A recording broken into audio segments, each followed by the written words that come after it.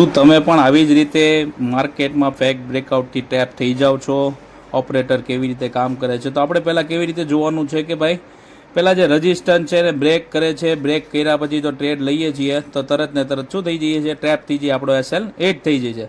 તો ટ્રેપ ન થાય ને એના ચાન્સીસ ન આવે એની માટે થઈને આપણે શું કરવાનું છે કે કોઈ પણ એક કેન્ડલ આવ્યા પછી બ્રેકઆઉટ મળે, બ્રેકઆઉટ મળ્યા વોલ્યુમ સાથે બ્રેકઆઉટ મળ્યા પછી રીટેસ્ટ થાય છે, જે પહેલાં રજિસ્ટન્સ હતો ત્યાં સપોર્ટ લઈને ફરી પાછું જો વોલ્યુમવાળી કેન્ડલ ઉપરની બાજુ ફરી પાછી આપણને જોવા મળે છે તો ત્યાં આપણે ટ્રેડ લેવાનો છે. ટ્રેડ લીધા પછી સરસ મજાનો આપણે એક ટાર્ગેટ મળે.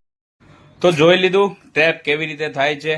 તો હવે ન સમજાતું હોય તો ધ્યાન રાખીને હવે ટ્રેડ કરજો ને તમારા મિત્રો સાથે પણ આવું થતું હોય ને તો એને પણ સરસ મજાનું મોકલી દેજો એટલે એ પણ ટ્રેપમાંથી બચી જાય. અને આવું જ નવું ને નવું માર્કેટનું સપોર્ટ, રજિસ્ટન્સ, બ્રેકઆઉટ ઓપ્શનની માટે આપણી ટેલિગ્રામ ચેનલને જોઈન કરી લેજો. ટોટલી ફ્રી છે. ડિસ્ક્રિપ્શનમાં લિંક આપી છે, બાયોમાં લિંક આપી છે. તો પેજને ફોલો કરી લેજો, શેર કરી દેજો, સરસ મજાની કોમેન્ટ એક કરી દેજો.